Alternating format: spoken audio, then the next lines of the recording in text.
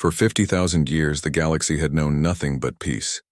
Ancient conflicts had died away, replaced by a fragile harmony maintained by the might of a few dominant civilizations. The great empires, each with their own territory and influence, had forged a cold and calculating equilibrium. The different species, while occasionally skirmishing, had learned to coexist under the watchful eyes of their more powerful neighbors. There was no reason to fear, or so they thought. Then, humanity returned. It wasn't an event anyone had predicted. Earth, long thought lost, had faded into history. The human race had vanished from the galactic stage after their mysterious disappearance eons ago. Yet, when the humans had gone silent, the galaxy had carried on. Species rose and fell. Systems flourished, and the occasional new empire emerged. But the absence of humanity was an unspoken fact of life. They were an afterthought, a mystery to be forgotten in the annals of time. That all changed in the year 5025. At first, the signals were small, just faint pulses of energy emanating from an unknown source. For weeks, no one noticed. After all, the galaxy was vast and stray energy signals were common. But when the signals became increasingly structured, almost intentional, interstellar governments began to take notice. What started as a curiosity quickly spiraled into something much more significant. The first fleet of human ships appeared in the galaxy's outer rim, breaking the long-standing silence with the force of a storm. These were no primitive explorers or scattered colonies. The ships were advanced beyond anything the galaxy had ever seen. They were enormous, their hulls reinforced with unknown alloys, and their weapon systems outstripped even the most advanced technology the galaxy's empires possessed.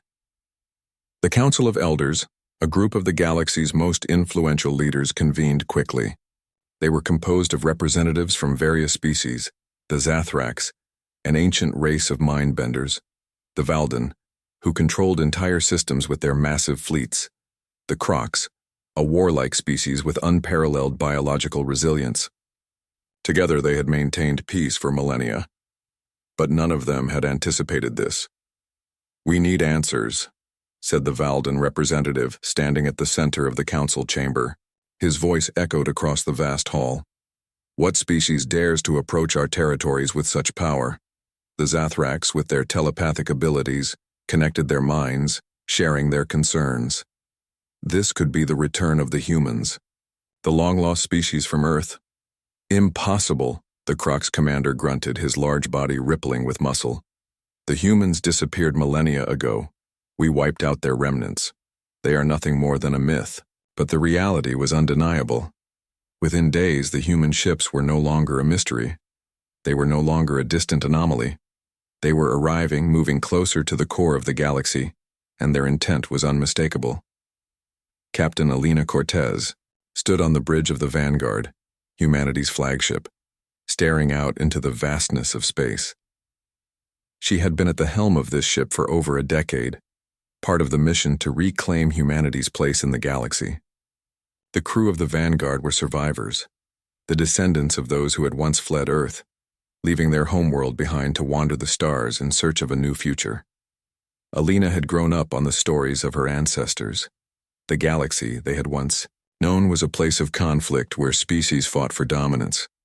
The humans had been small then, scattered, primitive, but they had the fire and ingenuity that set them apart. Now those fires had returned, and they were ready to take back what had been lost. "We're approaching the Valden system," the helmsman called out, breaking Alina's thoughts. She nodded grimly.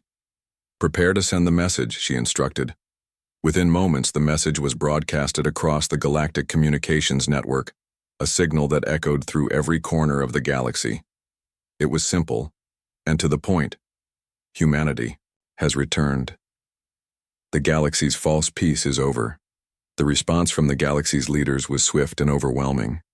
The Valdan fleet, massive and imposing, arrived first. Their ships, built for intimidation, hung in space like silent sentinels. They demanded an audience with Alina, but she was not intimidated. They were not prepared for the power humanity now possessed. "We did not come to beg for peace," Alina's voice rang out as she addressed the galaxy's leaders through a transmission. We have returned to claim our rightful place in the galaxy. No longer will we remain in the shadows. The Zathrak's leader, their eyes glowing with psychic energy, scoffed. The humans have no place among us. You are but children who left behind a world of dust. Do not think you can challenge the balance we've worked so hard to establish. Alina's eyes narrowed. We've seen your balance, and we've watched it fail. The galaxy has lived in a lie, one built on manipulation and control. The humans were not weak before. We were just waiting. Now you will learn what happens when you underestimate us. The tension between the human fleet and the alien forces escalated quickly. The galaxy's leaders did not take kindly to threats, but they had also underestimated the humans' advancements.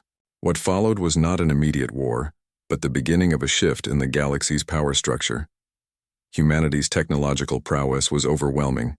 Every human ship was equipped with weapons that could turn the tide of any conflict. Their fleets moved with precision, each ship a testament to human ingenuity. The galaxy, long held together by a delicate balance of power, now faced a new force that refused to play by the rules. The peace they had known was shattered, not by a brutal military invasion but by a truth that they could no longer ignore. Humanity had returned, and they were not here to submit. General Varnak of the Crocs looked upon the unfolding events with a mixture of curiosity and dread. "What do we do?" one of his commanders asked, unsure of how to respond to this new threat. Varnak's voice was low and calculating. "We adapt, or we perish. The humans may not want war, but we cannot allow them to disrupt our rule. Prepare our fleets. This galaxy will not bend to their will." But as Varnak's ships mobilized, the humans made their move. They didn't seek to destroy, but rather to assert their dominance. They expanded their reach, asserting control over critical trade routes, and began to negotiate with smaller systems that had long been subjugated by the larger empires. For the first time in millennia, the galaxy was forced to acknowledge a new power, one with no interest in peaceful coexistence, but in reshaping the galaxy's foundations. The cold peace that had once reigned now felt fragile, and the galaxy knew deep down that the balance had shifted. Humanity had returned, and nothing would ever be the same again. The days of a quiet, controlled galaxy were over.